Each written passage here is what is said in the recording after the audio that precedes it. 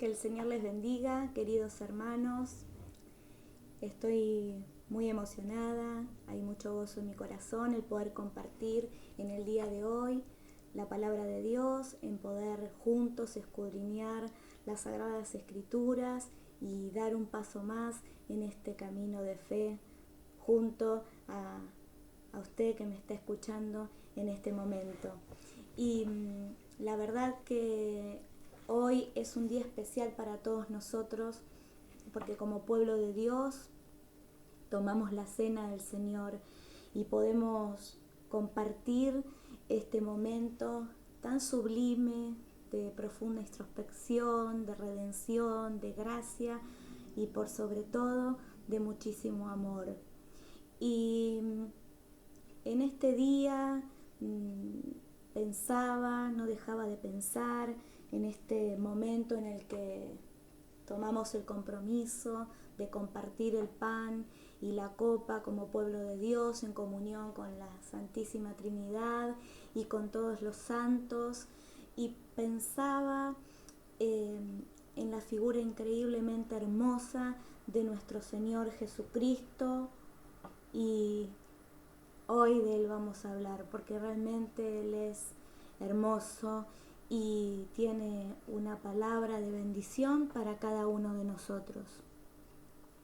Presentar hoy a Jesús en pocos minutos, en un pensamiento, simplificar la vida de Jesús, es una tarea prácticamente imposible hacerlo en poquito tiempo. ¿Cómo poner en palabras una obra tan gigantesca, un ministerio tan importante como el del Señor Jesucristo, lleno de enseñanzas, de palabras? ¿Cómo expresar y explicar su extraordinaria vida? Y pensaba, ¿no? Emmanuel, amigo, maestro, hacedor de milagros, Cordero de Dios, Logos, Alfa, Omega, el Rey que vendrá otra vez, el admirable. Y la historia, vamos a hacer un esbozo nada más de la vida de Jesús, del tiempo de Jesús aquí en la tierra. La historia la quiero comenzar en el mar de Galilea y tiene mucho sentido porque, bueno, al final de la reflexión va a entender por qué digo que comenzamos en el mar de Galilea. El mar de Galilea, también llamado lago Tiberíades o lago Genesaret. Y en la palabra de Dios, en Lucas 5, justamente comenzando en el mar de Galilea, dice que en cierta ocasión Jesús estaba junto al lago de Genesaret y el gentío se agolpaba sobre él para oír la palabra de Dios. Jesús vio que cerca de la orilla del lago estaban dos barcas y que los pescadores habían bajado de ellas para lavar sus redes. Jesús entró en una de aquellas barcas, la cual era de Simón, y le pidió que la apartara un poco de la orilla. Luego se sentó en la barca y desde allí enseñaba a la multitud. Cuando terminó de hablar, le dijo a Simón: «Lleva la barca hacia la parte honda del lago y echen allí sus redes para pescar». Simón le dijo: «Maestro, toda la noche hemos estado trabajando y no hemos pescado nada, pero ya que tú me lo pides, echaré la red». Así lo hicieron y fue tal la cantidad de peces que atraparon que la red se rompía. Entonces hicieron señas a los compañeros que estaban en la otra barca para que vinieran a ayudarlos. Cuando aquellos llegaron, llenaron ambas barcas de tal manera que faltaba para que se hundiera. Muy poquito. Cuando Simón Pedro vio esto, cayó de rodillas ante Jesús y le dijo: «Señor, apártate de mí porque soy un pecador». Y es que tanto él como sus compañeros estaban pasmados por la pesca que habían hecho. También estaban sorprendidos Jacobo y Juan, los hijos de Zebedeo, que eran compañeros de Simón. Pero Jesús le dijo a Simón: «No temas, que desde ahora serás pescador de hombres. Llevaron entonces las barcas a tierra y lo dejaron todo para seguir a Jesús. Y este fue solo el comienzo de una serie de acontecimientos extraordinarios, inolvidables y determinantes para todas las personas que se cruzaron con nuestro Señor Jesucristo. Vidas marcadas como por fuego. Pero vamos a continuar con este breve esbozo que estamos realizando de la vida y de la obra de Cristo, porque este es solo el comienzo. Podríamos hablar de cuando convirtió el agua en vino y bendijo a la nueva familia que estaba iniciando, que estaba por comenzar. También podríamos recordar cuando Jesús irrumpe como quien tiene dominio y autoridad en el templo, profundamente disgustado porque lo habían convertido en una cueva de ladrones. O también recordar del encuentro que tuvo con Nicodemo y que lejos de menospreciar la ignorancia de este líder judío, le habló palabras de verdad. Le habló del amor de Dios hacia toda la humanidad. Y el inolvidable encuentro entre él y la samaritana, ofreciéndole una nueva forma de vida y perdonándola. ¿Qué decir de Jesús sanando en Sabbat? Demostrando que no hay un día en la semana en la cual Él no pueda obrar y amar. Y sigamos recordando, cuando sana al hijo del oficial del rey, impartiendo palabras de un poder excepcional. Jesús, cuando sana al inválido junto al estanque de Betesda, transformando la miserable vida de este pobre hombre en un testimonio sorprendente de su amor y de su poder. También cuando hizo tan solo de 5 panes y 2 peces un banquete para una multitud, demostrando una vez más su corazón compasivo frente a quienes más lo necesitaban, aún transitando la pérdida de su querido primo Juan. Y cuando sorprende a sus discípulos andando sobre el mar, mostrando su dominio y su poder, calmando los corazones desesperados y llenos de temor. Y no podemos dejar de impactarnos en el escenario en donde aparece la mujer adúltera. La escena es realmente cautivadora para todos nosotros cada vez que leemos esa porción de la Biblia, porque vemos la compasión de Jesús en plena exhibición pública en el templo, una muestra inimaginable, inigualable del amor y de la misericordia de Dios.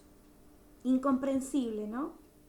Ver en el contexto en el cual Jesús se encontraba y sin ningún tipo de inconveniente tocar la piel lastimada y contaminada de aquel leproso, limpiando y sanando cada rincón de su cuerpo.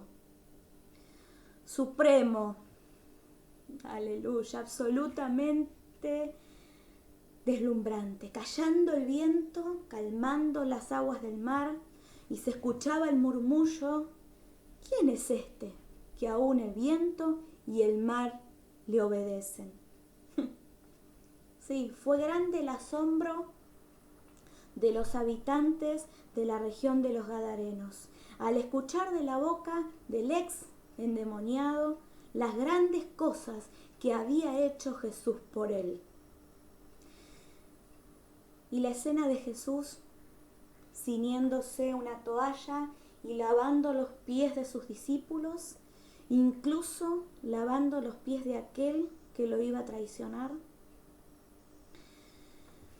Uno de los momentos más sublimes, la entrada triunfal de Jesús a Jerusalén. Entre voces que proclamaban: Hosana al Hijo de David, bendito el que viene en el nombre del Señor. Y el momento en el que uno de sus amigos más cercanos se muere, y profundamente conmovido, aún soportando los reclamos y la incredulidad de su entorno, agradece al Padre y con voz llena de autoridad ordena quitar la piedra y a Lázaro levantarse.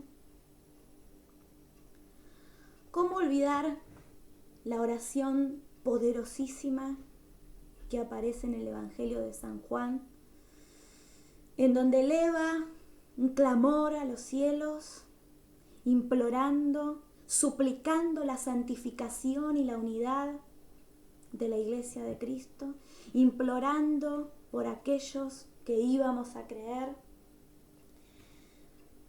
Podríamos también en el día de hoy mencionar infinidades de enseñanzas y de palabras de vida en los 4 evangelios. Bienaventurados los pobres, amad a sus enemigos, no juzguen y no serán juzgados, dad y se os dará. Sea vuestro hablar sí, sí y no, no.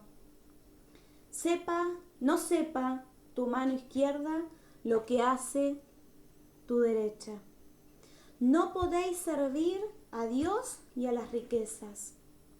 Buscad primeramente el reino de Dios y su justicia. Sed pues misericordiosos. El que quiera hacerse grande entre vosotros será vuestro servidor. También podríamos mencionar todas las palabras que con firmeza y autoridad realizó, declaraciones realmente explosivas. Tus pecados te son perdonados. Misericordia quiero y no sacrificio. Tu fe te ha salvado. A cualquiera que me confiese delante de los hombres, yo le confesaré delante de mi Padre que está en los cielos. El que esté libre de pecado, que tire la primera piedra.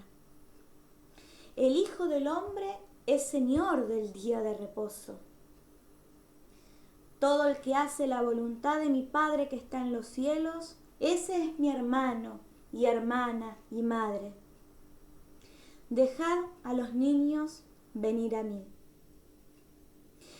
Para los hombres esto es imposible, pero para Dios todo es posible. No he venido a llamar a justos, sino a pecadores. Yo soy el camino, la verdad y la vida. Yo soy la resurrección. Cuántas palabras, ¿no? Cuánta autoridad, cuánta firmeza. Él es el admirable.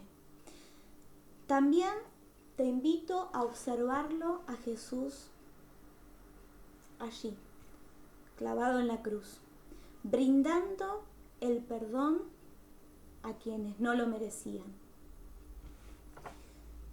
Pero volvamos al comienzo. Habíamos arrancado en el mar de Galilea. Y en Juan 21, ya al final del Evangelio, volvemos al mismo mar. Los mismos muchachos, la misma lucha entre peces y redes, el mismo Jesús, pero ahora resucitado. Están en la escena los famosos discípulos 3 años después del comienzo.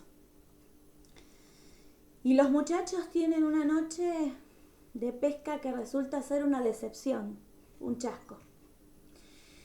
Y Jesús lo hace otra vez. Las redes están repletas de nuevo. Claro, esa es la manera en mostrarles que Él era el Maestro. Realmente es un encuentro de amor el que ocurre en ese mar de Galilea. Su amado Jesús el que había sido torturado, ejecutado y sepultado. Pero entonces, más fantásticos de lo inimaginable, se les apareció nuevamente vivo. Observa qué tranquilo está Jesús al entrar en la escena. Ni sus mejores amigos lo reconocen. Era el Señor resucitado, soberano, Rey de los cielos y de la tierra. Fue justamente aquí, en la orilla del mar de Galilea, en donde se habían encontrado por primera vez hacía 3 años atrás. Es posible que hasta haya sido el mismo lugar. Ese primer encuentro es realmente cautivante. Y también en ese encuentro cautivante involucró a estos muchachos, frustrados después de una noche de pesca. Después de esto, Jesús se manifestó otra vez a sus discípulos junto al lago de Tiberias, y lo hizo de esta manera. Estaban juntos Simón Pedro, Tomás, conocido como el Dídimo, Natanael, el de Caná de Galilea, los hijos de Zebedeo y otros 2 de sus discípulos. Simón Pedro les dijo: voy a pescar. Ellos le dijeron: también nosotros vamos contigo. Fueron y entraron en una barca, pero aquella noche no pescaron nada. Cuando ya estaban amaneciendo, Jesús se presentó en la playa, pero los discípulos no se dieron cuenta de que era Jesús. Y él les dijo: hijitos, ¿tienen algo de comer? Le respondieron: no. Él les dijo: echen la red a la derecha de la barca y hallarán. Ellos echaron la red y eran tantos los pescados que ya no lo podían sacar. Entonces el discípulo a quien Jesús amaba le dijo a Pedro: es el Señor. Y cuando Simón Pedro oyó que era el Señor, se puso la ropa, porque se había despojado de ella, y se echó al mar. Los otros discípulos vinieron con la barca arrastrando la red llena de pescados, pues estaban como a 200 codos de la orilla. Al descender a tierra vieron brasas puestas, un pescado encima de ellas y pan. Jesús les dijo: traigan algunos de los pescados que acaban de pescar. Simón Pedro salió del agua y sacó la red a tierra, llena de grandes pescados. Eran 153. Y a pesar de ser tantos, la red no se rompía.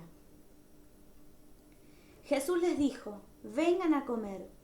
Y ninguno de los discípulos se atrevía a preguntarle: ¿tú quién eres? Pues sabían que era el Señor. Entonces Jesús tomó el pan y les dio de él, lo mismo que del pescado.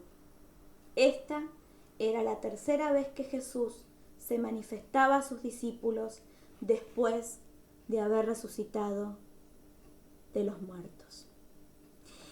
Y esto es lo que queremos decir cuando afirmamos que Jesús es el admirable. Podríamos continuar hablando de sus obras poderosas, pero tal vez nos quedaríamos cortos.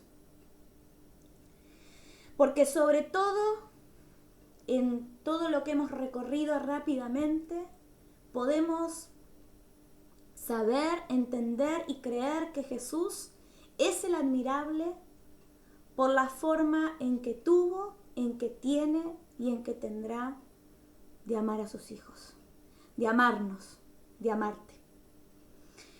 En todas estas historias, en todos estos encuentros, hemos palpado el amor en acción. Se trata de un amor intenso, profundo, eterno y perfecto. Todo lo que acabamos de analizar, de escudriñar, de recordar, no es solamente retratar cuán agradable fue Jesús, no es enumerar cualidades sin sentido, sino pensar en que Jesús es nuestra vida. Sí, Jesús es nuestra vida. Necesitamos a Jesús como necesitamos al oxígeno. Aún más que como necesitamos el agua para vivir. Jesús no es un objeto de devoción. Él es la esencia misma, la esencia faltante de nuestra existencia. Y por más que no nos demos cuenta, que lo sepamos o no, estamos realmente desesperados como seres humanos por encontrarnos con Él, con el admirable. Entonces hoy, cuando tomemos el pan y la copa, vamos a recordar, vamos a pensar en el admirable. Vamos a recordar que nuestro Salvador, nuestro Señor, el sanador de nuestras almas, es admirable. No sé cuál es tu mar de Galilea.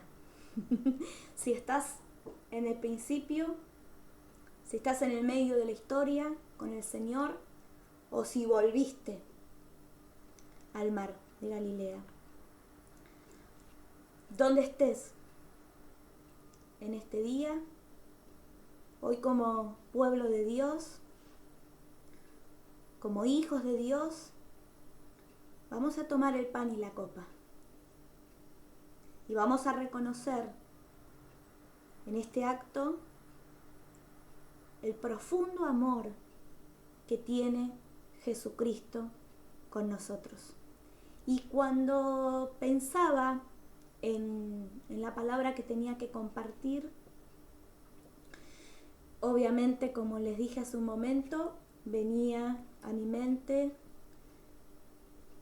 la hermosura de Jesucristo, su belleza, como dice la canción, indescriptible. Y antes de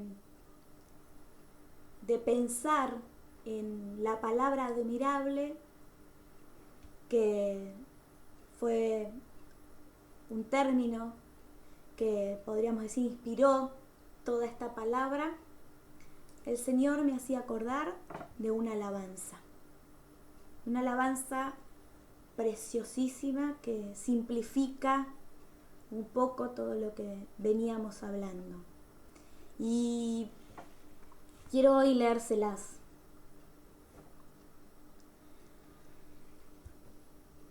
Lo mejor que en mi vida ha pasado fue haberlo encontrado. Si mi rostro fingía 1000 risas y solo era un llanto. Porque nunca me había dado cuenta que Jesús estaba tan cerca de mí, dispuesto a curar mis heridas con sus tiernas manos. Lo mejor que mi vida ha pasado fue haber encontrado a el más grande que jamás ha existido y que no es comparado. Ni siquiera serviría el intento que yo pudiera pagarle tanto, porque nadie en el mundo ha podido igualar su pasado. ¿Cuántas veces te ignoré y tan solo estabas a mi lado? Que bastaba con inclinar mi oído para oír su llamado. Y la muerte en la cruz aquel día fue la muestra de haber amado tanto. Lo mejor que en mi vida ha pasado fue haberlo encontrado. Soberano Dios, Padre bendito, en este tiempo en el que nos encontramos juntos en el Espíritu y que tenemos este paso de fe, de compromiso tan importante por delante, que es tomar la Santa Cena. Primeramente quiero que limpies nuestros corazones en esta hora. Oh Espíritu Santo, que consueles los corazones, que convenzas de pecado en esta hora a cada uno de nosotros, Señor. Que estés al lado nuestro, hablando a nuestros oídos, mostrándonos en este tiempo, Señor, cuáles son tus propósitos, Padre. Señor, e incluso en este tiempo en el que una vez más reconocemos el perfecto sacrificio realizado por Jesucristo, que tu presencia nos llene, nos inunde en esta hora. A tal punto, Señor amado, que podamos arrepentirnos, Señor, que podamos enderezar nuestros caminos, Señor, que podamos, Señor, limpiar nuestras sendas. Padre, en esta hora, Señor, quiero bendecir a cada hermano que está escuchando esta palabra y que está comprometido contigo, Señor. Y que está también conmovido por tu amor, Señor. Que siente una profunda admiración por tus obras, por tus palabras, por tus enseñanzas, por tu vida entera, Señor. Oh Padre, esta canción, Señor amado, la hago propia, Señor.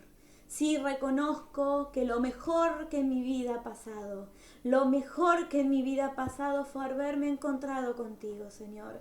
Sé que me encontraste a mí, sé que me buscaste celosamente, Señor, pero también sé que tuve un día que dar ese paso de fe y encontrarme contigo, Señor.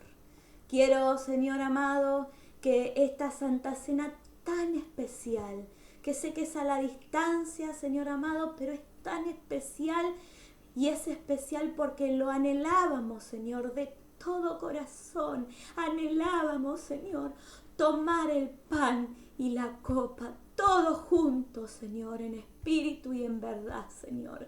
Por eso, qué especial que es este día, Señor.